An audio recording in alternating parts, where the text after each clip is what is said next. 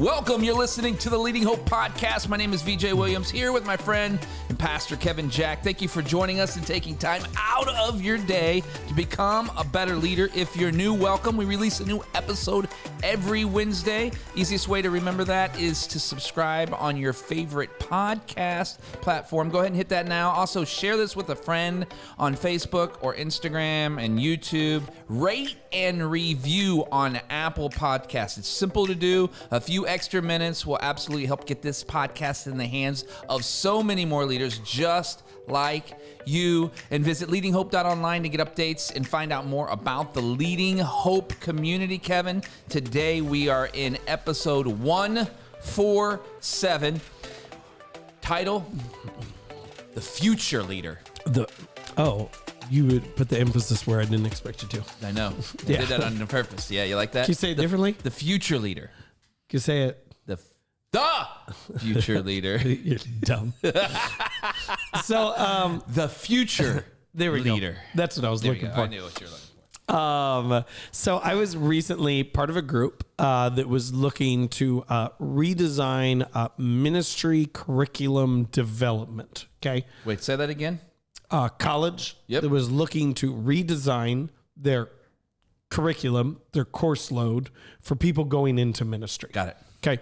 So that's what the topic of conversation was, but it became this like really fascinating people from all over different parts of the country, people in different positions and levels. So it was an incredible group to have a discussion with.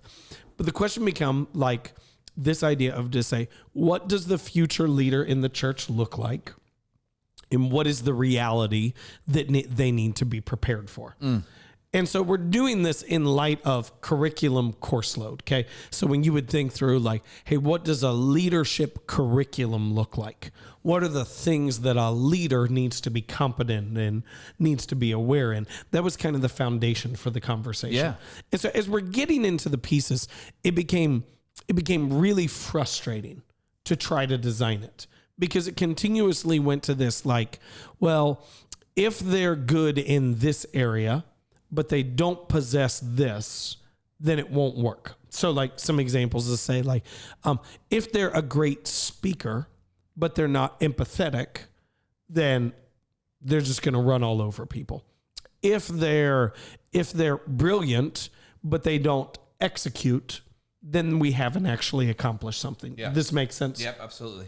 So it's over and over again, this sense of to say like when typical college course programs are designed for skill acquisition, okay, for learning, for mental tools that people can use, it was frustrating because we kept going. If we prepare people in these different competencies, but there's not an emphasis on this internal disposition of who they are, this virtue, this character that they need to have, then none of it really matters. That makes sense? Yeah, I get where you're tracking. If they're brilliant, but they're not teachable, then the reality is that their brilliance is capped. It's got a ceiling in it. And so then just as we're making this way out into the conversation began to switch. And to say, what if the emphasis in the curriculum was on developing virtue? What if the focal point of the curriculum was on acquiring character? Then any one of these skills can get added on top of that. In fact, if we put the focus on virtue acquisition at the core, most of these other pieces will take care of themselves in due time. They may not be as skilled initially, but they will be far more skilled eventually because they'll continue to learn and develop. Does that make sense? Yes, absolutely. All right, talk for a second while I take a drink. Okay, I'm talking for a second while he takes a drink. Okay, cool.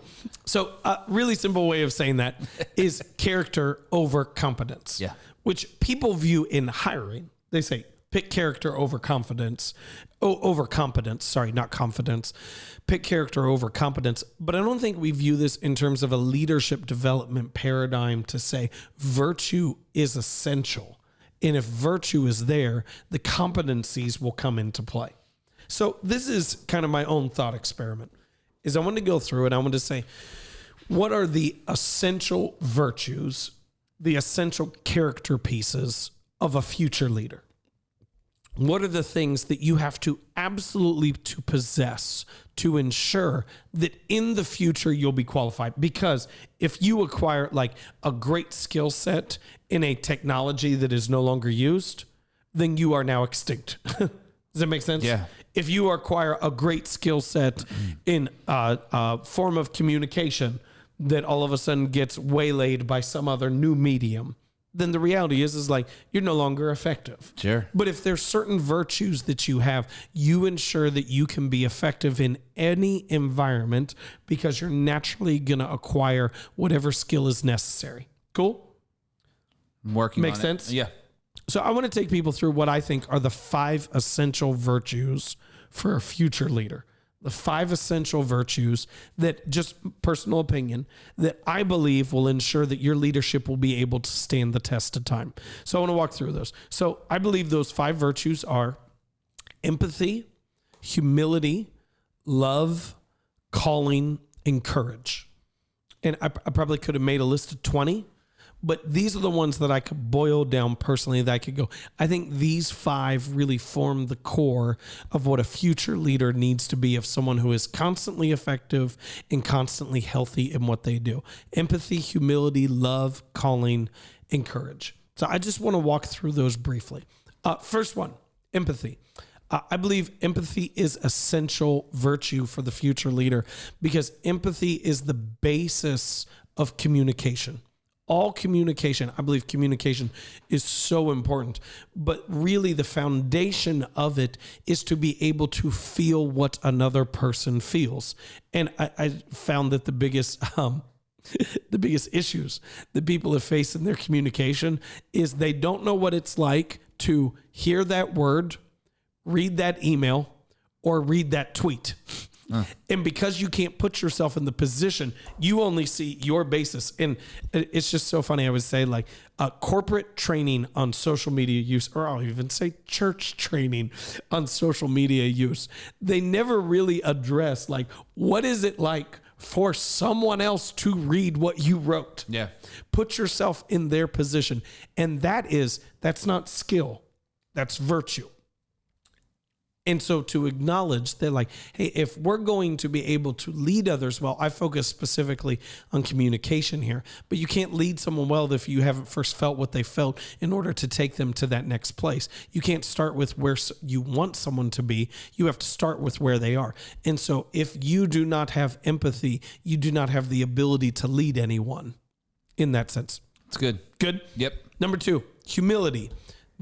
And there's so many definitions for humility. I just want to put it like really, really simple. Like my favorite one is C.S. Lewis's, where he says humility is not thinking less of yourself. It's thinking of yourself less. I think that's so good. It's not a preoccupation with yourself. But I just want to use this simple definition. Humility is the awareness that you're not there. Yeah. Humility is the awareness that in every situation, environment, you have room to grow. You could be part of the problem. The awareness that you're not there. When you are humble, teachability is naturally associated with it. When you are humble, you understand that there are more skills you need to acquire, that the people around you are also people that you can learn from. One of the biggest struggles that we got into in the conversation was to say, so many times, I'm sure this is true of every field. I really only have that much experience in ministry with people coming right out of college, but people come out of college and they assume now their job is to be the expert. Yeah. Oh my gosh. Yeah. Well, now they taught me everything. So let me tell you what you're doing wrong. And to go, no. You know, I pray to God, you know, It doesn't work like that. Yeah. And that if you have the virtue of humility, that'll never be your posture. So you need empathy. You need humility. The third virtue is love. And that may be surprising. You go, whoa, love. Like, I thought we just fell in love. I thought it just like kind of naturally happened in some ways, this magical thing. And this is what I believe. If we just kind of like peel some of the layers away from love and what is, I believe that love is the greatest motivator in the entire world. It is only love that allows you to be sleep deprived and keep getting up in the middle of the night with your screaming child.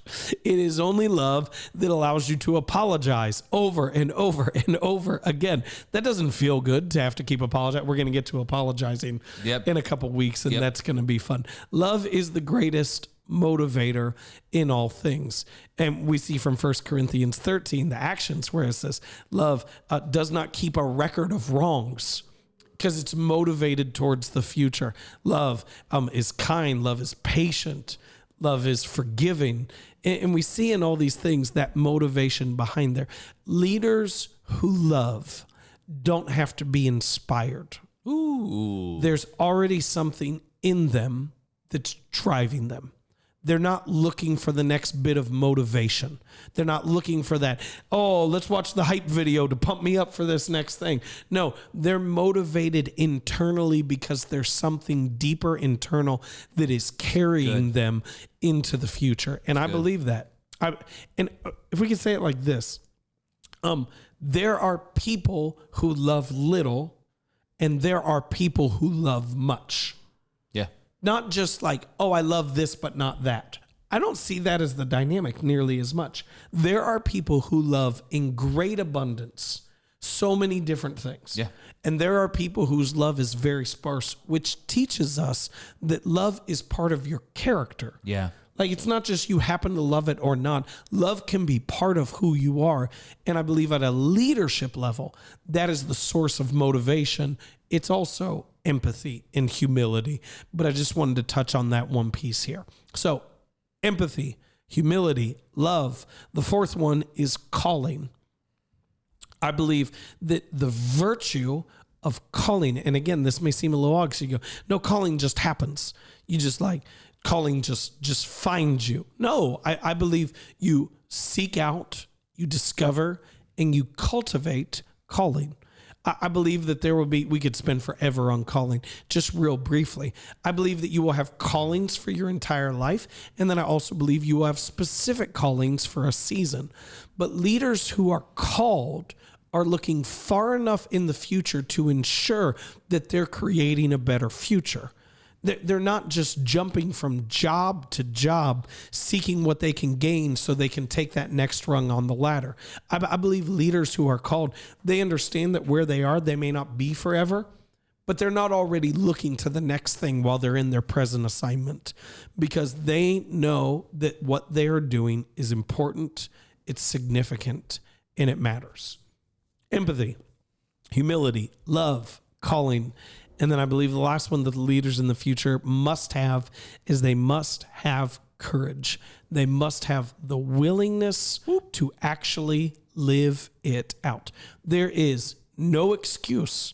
There is, let me say it a little kinder, there is no substitute for a lack of courage. At the end of the day, a conversation with a friend recently, they said it like this. They said, I have found that leaders who are people pleasers will just never get anywhere. That if you are a people pleaser at heart, and what you want to do is just for everyone to like you, instead of to do what is actually needed, there is no amount of coaching or anything else that can substitute for that. Yep. I think that's an important thing, because I think so many people can get confused that to not please someone is to not love them. Ooh. Could not be more incorrect in the world. It's good. Yeah. And so there's just like as we're sitting there having the discussion, I'll be honest with you, I wrote down this podcast episode on the back of our agenda that we were working through in the moment, and just going, man, if competency skills are only seasonal and eventually all those skills are going to be dated, and virtue will lead to competence over time, what are those essential virtues that must be there? And again, I could have written down 1,000 other things. Yeah. I believe like a popular phrase today is authenticity. I believe authenticity is found in humility and calling. Sure. I believe in that combination of those two is really the source of authenticity. I believe there's 1,000 other things, but I kept coming back to empathy, humility, love, calling, and courage. Yeah, there's a couple other ones that come to mind that you could think, but these five should not, in my opinion, be disputed. as things that a competent leader would have. Someone that can actually drive change in organization and actually move the mission or vision of your company or church forward. I don't think can't dispute that. I think there's not much I can add or ask questions about these things as individual subject matter because they are what they are. Yeah. Like, I think the bigger question here and the point of, I don't know this is obvious, but like the point of your visit is to help the college move forward in this area because we're just teaching people skills and not teaching them how to be people. Yeah. Right. We're teaching people how to be good, not teaching them how to be good people. There we go. That's really good. But here's my question, I guess, is, and I don't know the answer to this. That's why I'm asking it. So don't think I have an edge on this or one way or the other. If I have empathy, humility, love, calling, and courage, I'm ready. Like I've got that. I've learned it. I've put it in practice. I have those things, but I can't. I have no skill. I can't do nothing. Yeah. What am I? Well, here's what I would say though, is to say, if you're humble and you have calling, then you're going to equip yourself. Gotcha. So like people go, there's a automatic qualifier it's bestowed within these values. If I believe I'm not there yet, and I also believe that God is doing something powerful in my life, and I have the courage to step into that, I am always going to do what is necessary to equip myself as I go in that process. Do you know how powerful that word is for somebody today? Like, think about that, because there's so many people that I run into, and I'll just take it in the church, that say, I just don't have that skill. Well, then you're probably missing one of these virtues that's stopping you from seeing your full potential. You haven't connected with one of these virtues that actually is truth over your life, and that's why you don't believe you can live into one of these avenues. Yep. That's real. I mean, that's... that should be this. Man. There's so much there that people could move forward with in their career, their life, their relationships. Well, that's why it just even in the conversation, and this may seem like unnecessary for people to be like, wow, whole podcast.